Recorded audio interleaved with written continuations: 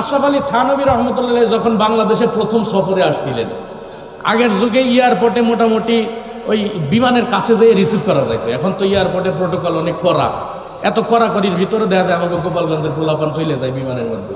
হ্যাঁ, কিন্তু আগে কিন্তু এত কড়া ছিল না।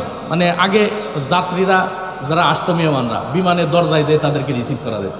আশরাফ আলী থানভী রহমতুল্লাহ যখন প্রথম বাংলাদেশে আসেন, এয়ারপোর্টে গেছে, আলেমরাও গেছেন, জেনারেল শিক্ষিতরাও গেছেন। সবাই মুসাফা করতেছেন হুজুরের সাথে। জেনারেল শিক্ষিত যারা, তাদের ভিতরে আবার একটা স্বভাব আছে, ওই বড় কাউকে দেখলে মুসাফা করে আবার কদম বুঝিও করে। তো থানভী রহমতুল্লাহ দেখলেন যে জেনারেল শিক্ষিত যারা, এরা মুসাফাও করে আবার কদম বুঝিও করে। তো কদম বুঝি তো খুব একটা জরুরি কাজ না। একজন আলেমের সাথে মুসাফা সালাম দিয়ে মুসাফা করলে আদব রক্ষা হয়ে যায়। কদম বুঝি করতে যায় যদি মাথা নিচে হয়ে যায়, শিরিক হয়ে যাবে না, সেজদা হয়ে যাবে। এখানে থানভী রহমতুল্লাহ দেখলেন যে এই জায়গা তো আর পুরা নাদিতে বোঝানো যাবে না, এটা তো এয়ারপোর্ট।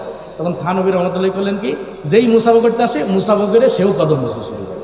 দুই চারজন যখন কদম বুঝি করছে, সব তো লাইন টাইন ভেঙে দূরে সরে গেছে। তখন হুজুর বললেন, কি ব্যাপার, মুসাফা করবেন না? তখন সবাই বলে যে হুজুর আপনি কিভাবে মুসাফা করবেন, আপনার সাথে মুসাফা করতে আসলে আপনি কদম বুঝি করেন। তখন থানভী রহমতুল্লাহ বললেন যে দেখো, কদম বসে যদি নেকির কাজ হয় তাহলে আমি করলে সমস্যা বলবে। এটা যদি এমন হয়ে যায় যে কদম বসে করলে খুব সোয়াব, তাহলে আমিও করি। আমি থানভী তো এমন পর্যায়ে চলে যাই নাই যে আমার আর আমল দরকার নাই। তোমরাও যেমন আমলের মহতাজ, আমিও আমলের মহতাজ। সুতরাং তোমরাও যেমন কদম বসি করতেছো, আমিও কদম বসি করি, সমানে সমান, দুই দলের কদম বসি করি। তখন সবাই বললেন, না থাক হুজুর, কদম বসি দরকার নাই, খালি মুসাফা করলেই যথেষ্ট। এটাকে বলা হয় উলামায়ে কেরামের হিকমত।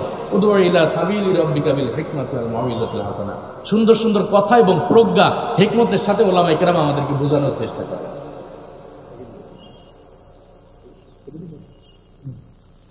খাজা নাজিম উদ্দিন সাহেব রহমতুল্লাহ, ওনার বাসায় গেছে কিছু ইংরেজি শিক্ষিত মানুষজন। এখন একজন লোক দেখে বাম হাত দিয়ে পানি নিয়ে ডকডক করে খাইতেছে। হুজুর বললেন যে ভাই আপনি ডাইন হাত দিয়ে পানি খান। তখন সে বলতেছে যে ডাইন হাতও তো আল্লাহ বানাইছে, বাম হাতও আল্লাহ বানাইছে, একটা দিয়ে খাইলেই তো হয়েছে। তখন খাজা সাহেব বুঝলেন যে এরে এখন কুরআন হাদিস দিয়ে বোঝাইলে কাজ হবে না, এরে বাস্তব উদাহরণ দিয়ে বোঝাইতে হবে। তখন খাজা সাহেব বললেন যে আপনি কি পড়াশোনা করছেন? তখন সে বলল আমি তো লন্ডন থেকে ডক্টরেট ডিগ্রি নিয়ে আসছি। তখন হুজুর বললেন যে আপনি এইটে বসেন। বুড়া আঙুল দেখায় বলছে এইটে বসেন। লোকের তো মেজাজ টেজাজ খারাপ হয়ে গেছে, কিরে হুজুর আমার এই বৃদ্ধাঙ্গুল দেখালে এত মানুষের সামনে, সে রাগ করে আর খানা খায় না। তখন হুজুর বলছে কি ব্যাপার ভাই, খানা খান? তখন বলছে না হুজুর, আপনি আমার কি দেখালেন, এইভাবে অপমান করলেন আপনি। তখন হুজুর বললেন যে আপনার যদি আমি এই আঙ্গুল না দেখে এই আঙ্গুল দেখাইতাম যে খুব ভালো পড়াশোনা করছেন, আপনি কি রাগ হইতেন? বললেন না, এই আঙ্গুল দেখালে রাগ হবে কেন? তখন হুজুর বললেন যে এই আঙ্গুলও তো আল্লাহ বানাইছে, এইটাও তো আল্লাহ বানাইছে, এটা দেখলে রাগ হয় না, এটা দেখলে রাগ হয়।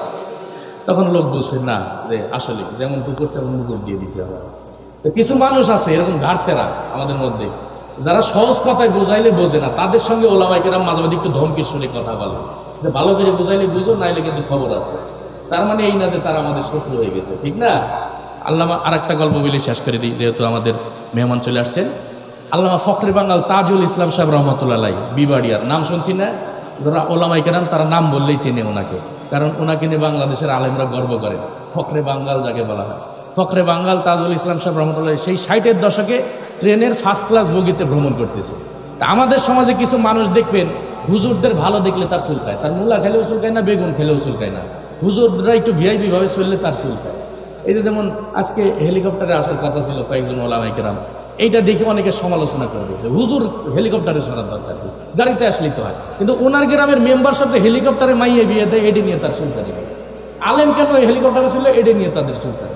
তা ওই হুজুর যে ফার্স্ট ক্লাস বগিতে বসছে, সামনে একজন এরকম চুলকানি রোগী বসছে, ইংরেজি শিক্ষিত ভদ্রলোক। তার এখন চুলকাইতেছে যে হুজুর মানুষ, সে বসবে ওই সৌরভে সুলভে, সে ফার্স্ট ক্লাস বগিতে কেন বসছে? চুলকাইতেছে, তো চুলকানি কুমার লাগবে, হুজুরের খুঁজাইতেছে।